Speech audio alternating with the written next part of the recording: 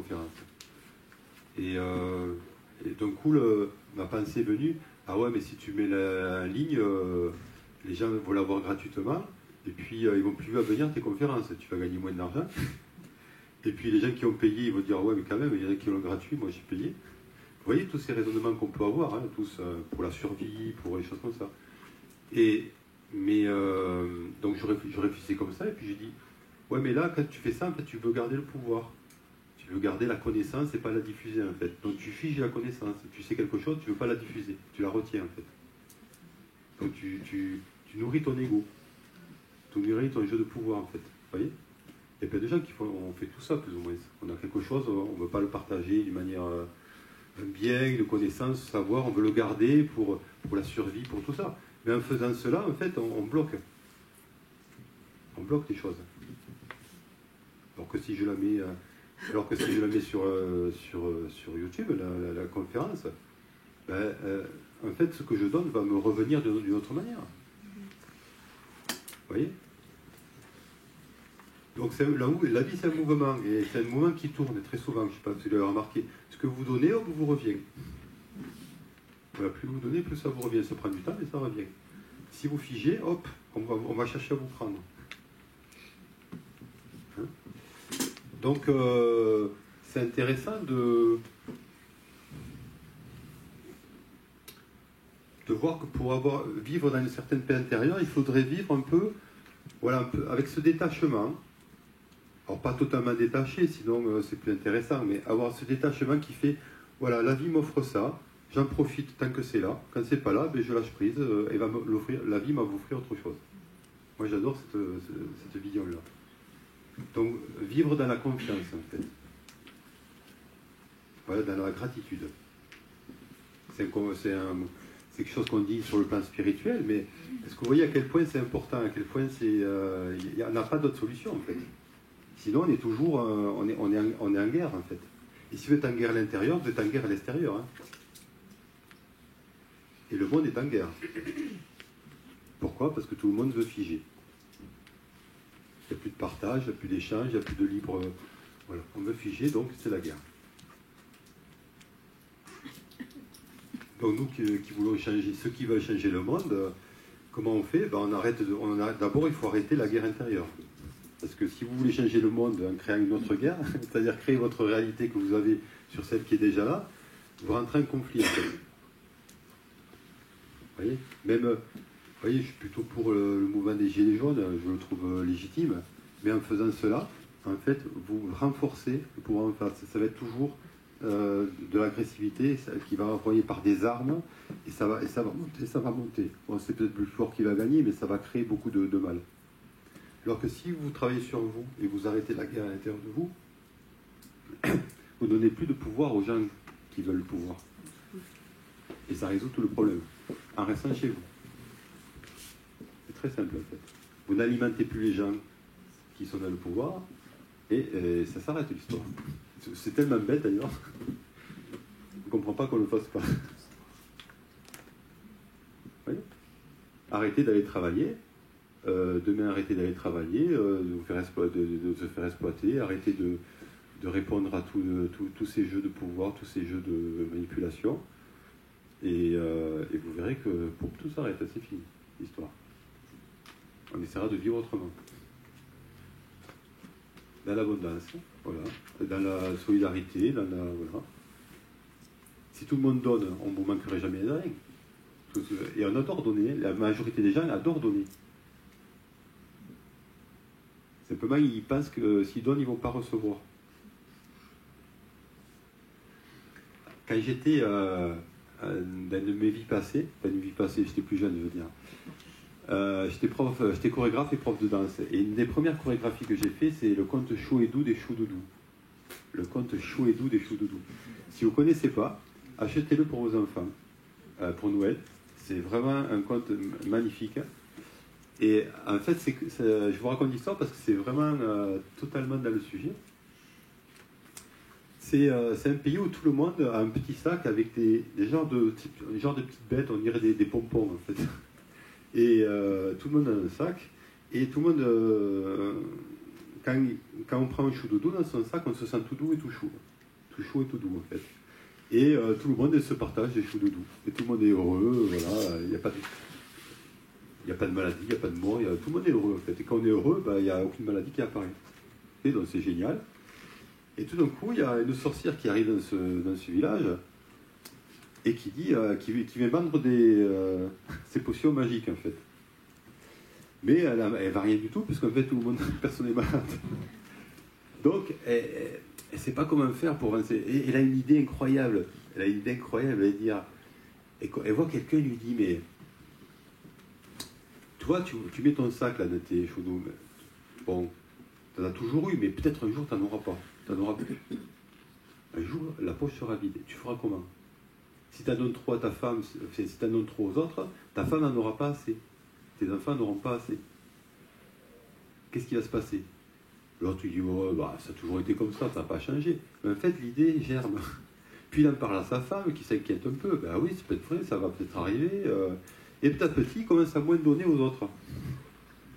Il garde pour eux, pour le groupe, la famille, ainsi de suite. Et petit à petit, les gens donnent de moins en moins, ça contamine toute l'idée. L'idée, c'est juste une idée, ça contamine tout le monde.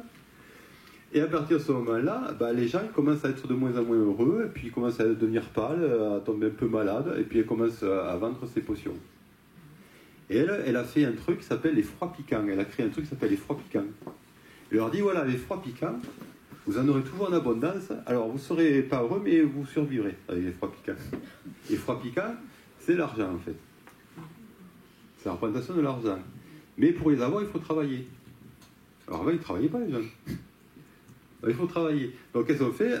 Les gens travaillent pour avoir des froids piquants. Donc, ils ne meurent plus, mais ils ne sont pas complètement heureux, mais ça va, quoi.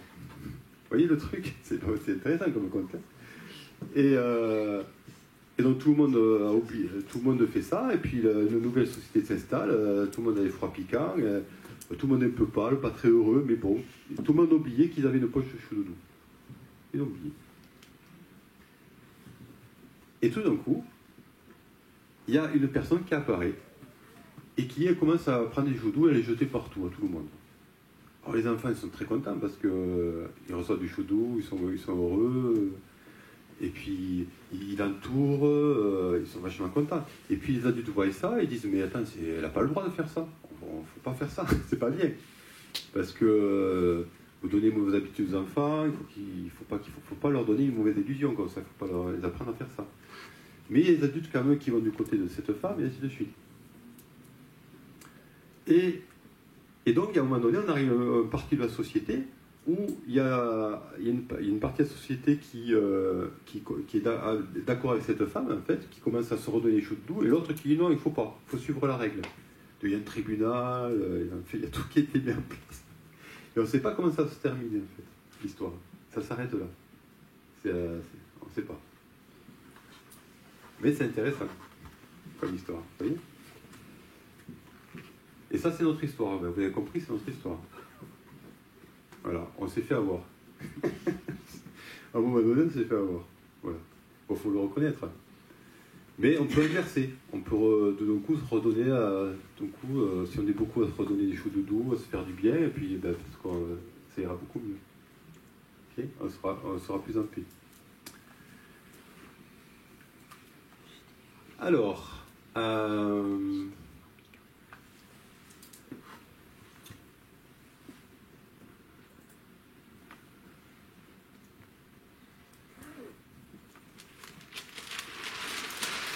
va passer derrière.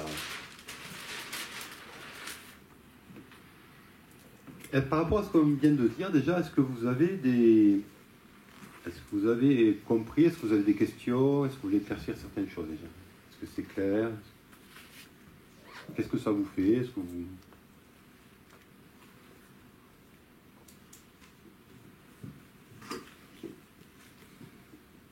Soyez exigeants, demandez, posez.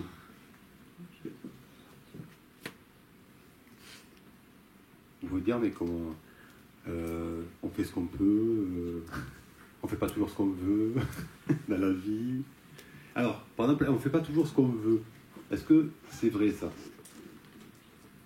Vous savez, cette expression, on ne fait pas toujours ce qu'on veut. Vous l'avez souvent entendu, ça, vous le pensez souvent, on ne fait pas toujours ce qu'on veut dans la vie. Est-ce que c'est une expression qui est vraie, si vous voulez l'examiner? C'est vrai? Non. C'est vrai, ok. Non, mais dites-moi ce que vous pensez. On ne fait pas toujours ce que l'on veut. Non, je pense pas que ce soit vrai. Enfin, moi, par rapport à ce que l'exemple que vous avez donné, moi je l'ai vécu concrètement au niveau professionnel. Ouais. C'est-à-dire développer. J'ai eu un lâcher prise. Voilà. Un burn-out, on appelle ça burn-out. Ah non, d'accord. Je me suis mis dans une situation à un moment donné et je me suis sortie de cette situation. D'accord. Mais je dirais que oui, j'ai lâché prise. Et à un moment donné, quand on lâche prise, c'est vrai qu'on a une paix intérieure. Vous avez lâché prise à quoi? Par rapport à un fonctionnement qui quelque part me dérangeait, par rapport à plein de choses, par rapport à un investissement aussi important. Voilà. Ce que vous disiez à un moment donné, hein, quand on investit, on s'investit, on a des valeurs, voilà, et qu'on aurait tendance à beaucoup les donner, ou les faire ressentir du moins. Voilà, c'est à un moment donné comment on peut lâcher prise. Tout en continuant à faire son travail, hein, mais en donnant peut-être moins d'importance et en priorisant d'autres choses. On écoute davantage ses ressentis intérieurs. Voilà. C'est trouver son chemin de vie. C'est un équilibre aussi. Oui. À un moment donné, quand ça nous met à mal, c'est comment à un moment donné pouvoir lâcher prise. C'était le thème de la conférence du mois dernier, c'est la joie d'être soi en fait. Ah non, c'est il y a 2 mois, c'était sur le tantra. La joie d'être soi, c'était écouter son propre ressenti, qu'est-ce qui nous fait du bien en fait. Parce que souvent on écoute le bien-être culturel en fait, ce que veulent les autres, ce que veut la société. Et sans se rendre compte, en fait, on s'y perd. On n'écoute pas notre propre bien-être intérieur. C'est pas facile d'écouter son propre bien-être intérieur parce que souvent ça va à l'encontre du groupe. Moi je parlerai surtout de l'importance en fait. Et après, comment on le mentalise en fait. Ouais. Comment le mental se raconte des histoires.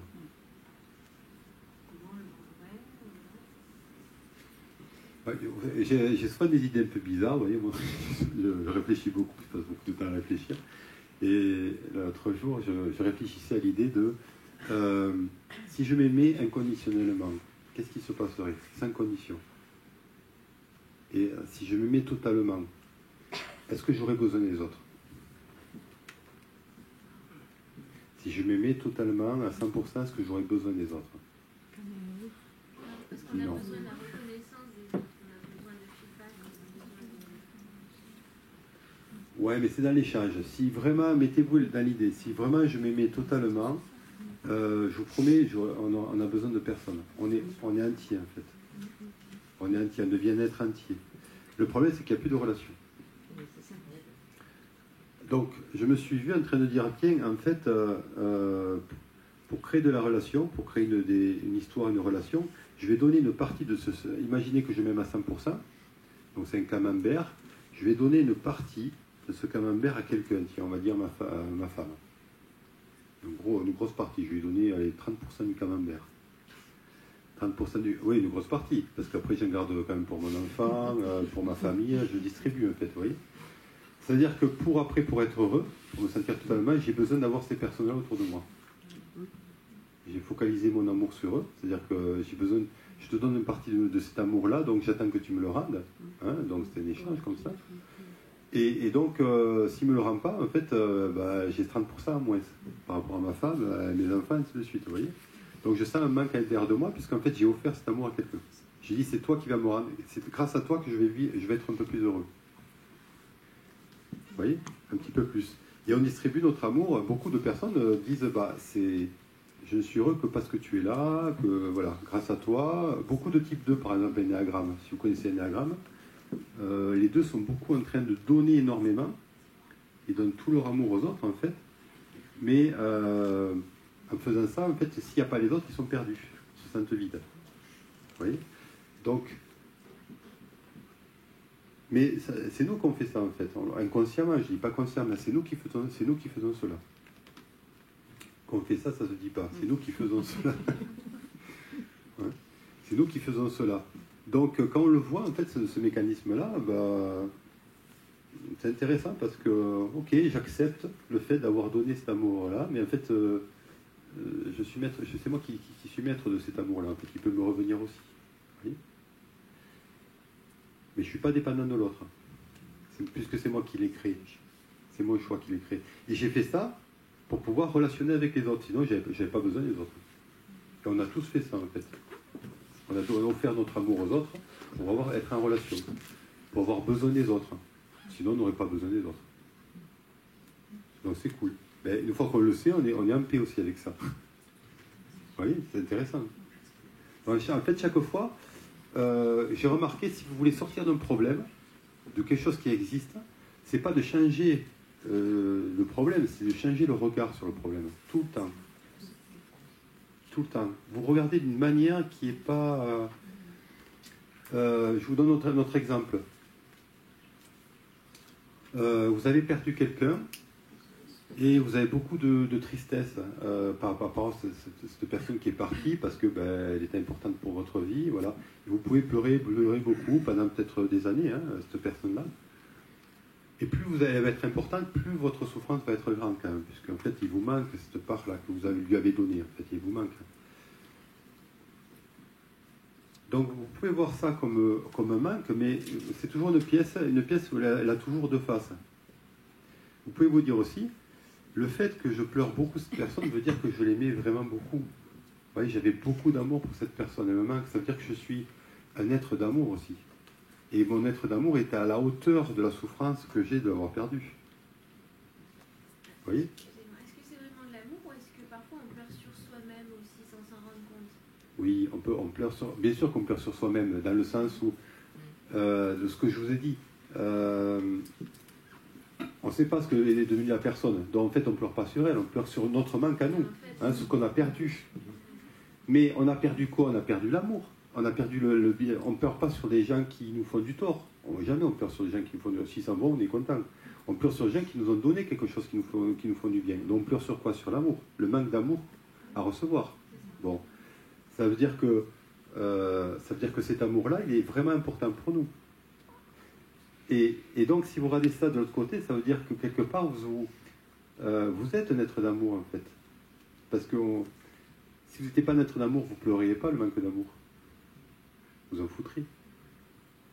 Donc, si vous changez le regard en montrant que vous-même, vous êtes un être d'amour, vous passez de la tristesse à la joie immédiatement, instantanément, en fait. Il faut juste changer le regard. Je ne sais pas si je vous l'explique bien, le mécanisme, mais c'est vraiment, on regarde du mauvais côté, on tourne et pof, tout d'un coup, ah ouais, je suis... Waouh. Quand vous vous inquiétez pour vos enfants, pour des choses comme ça, vous vivez de l'angoisse, mais en même temps, ça montre que en fait, vous tenez beaucoup à eux, que vous donnez beaucoup à ces enfants-là aussi. Ah oui, je suis vraiment quelqu'un de magnifique, en fait. Sinon, mes enfants, je m'en foutrais, je ne m'inquiéterais pas pour eux. Vous voyez, pour regarder cet aspect-là aussi. Je suis un être responsable, magnifique.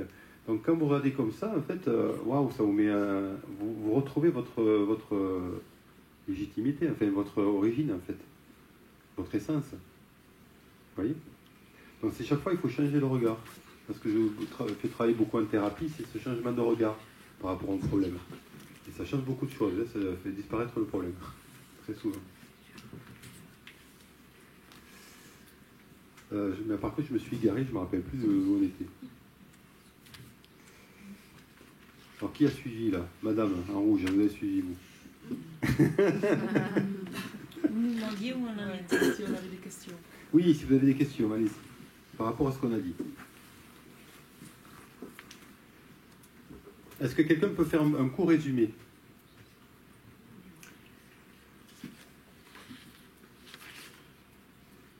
Qu'est-ce que vous avez retenu ? Si vous avez compris, vous avez retenu. Sinon, vous n'avez pas compris. C'est pas gentil, hein ? Mais c'est comme ça qu'on apprend. C'est-à-dire que si vous n'avez pas retenu, il va falloir la réécouter, jusqu'à un moment donné, j'ai compris vraiment. C'est ancré en moi. Mais une fois que c'est ancré, vous pouvez le raconter à quelqu'un d'autre. C'est fini. Vous voyez ? Donc, qu'est-ce que vous avez parce que moi, je peux parler, c'est pas un souci, mais moi, ce qui m'intéresse, c'est que ça s'ancre, en fait. C'est la conclusion, comme j'ai dit tout à l'heure, que la paix intérieure, elle est ponctuelle, quoi. Puisqu'on a toujours des manques, ce manque et des désirs. Et ce désir, une fois qu'il est comblé, on a de nouveau un manque. Ça, c'est la vision duel, en fait. Alors que je vous ai montré notre vision. Je vous ai dit, si vous regardez ça, ce cercle, comme étant tout le temps là, et que vous l'acceptez totalement, vous pouvez être tout le temps en paix. Vous acceptez le manque. Le manque de paix, c'est parce que vous refusez le manque. Vous n'acceptez pas ce mouvement de la vie. Vous voulez le figer, ce que je vous ai dit tout à l'heure. C'est pour ça que vous avez des moments de paix et des moments de non-paix. Si vous acceptez que ce sera toujours comme ça, qu'il y aura toujours des manques, désirs, trucs, vous l'acceptez vraiment totalement dans votre corps, vous serez tout le temps en paix. C'est le principe d'un être éveillé. Un être éveillé, quand vous lisez, vous écoutez, vous lisez un être éveillé, il accepte tout ce qui se présente à lui, il ne juge pas en fait. Il ne le juge pas. Alors que nous, on juge, on passe notre temps à juger. Vous savez, les principes de... Qui c'est qui a fait Vipassana ici? Est-ce que quelqu'un a fait Vipassana? Vipassana, c'est une retraite de 10 jours, où vous méditez pendant 10 jours, c'est tiré de l'enseignement de Bouddha en fait. C'est assez costaud, pendant 10 jours vous méditez. Et sur 3 principes très, très basiques. L'avidité. Et le fait d'être avide et le fait qu'on appelle ça, de rejeter quelque chose en fait. Vous voyez, l'avidité, c'est-à-dire que vous avez un désir, une fois que vous l'obtenez, vous voulez le renouveler. Donc votre mental, je ne sais pas si vous avez remarqué, votre mental il n'existe que dans le passé et dans le futur. Dans le moment présent, il n'y a pas de mental qui s'arrête. Donc dans les ateliers que je peux faire sur la pleine conscience, on travaille justement à arrêter ce mental-là, en arrêtant de projeter. Bon. Mais le mental, vous avez vécu des choses positives dans le passé, vous voulez les renouveler dans le futur. Ça s'appelle de l'avidité en fait. Vous êtes avide de recommencer une expérience continuelle. Et ça entraîne ce mouvement-là constant en fait. Si vous n'aviez pas cette habilité-là, vous auriez un désir, par exemple, je mange un bon plat, j'en profite, il est bon, mais je n'ai pas mon esprit qui dit « Ah, j'en veux, encore. » Non, vous arrêtez l'expérience, c'est bon, super. On verra s'il se représente plus tard. Et vous faites ça avec chaque expérience. Vous vivez avec votre partenaire, vous ne cherchez pas à l'emprisonner et dire « Je veux que tu continues à être avec moi constamment. » Dites « Tu es avec moi, je profite de toi. » On est ensemble, là, dans l'instant, je profite de toi. Demain, si tu es là, c'est génial. Si tu n'es pas là, ben écoute, on verra. Hein. Mais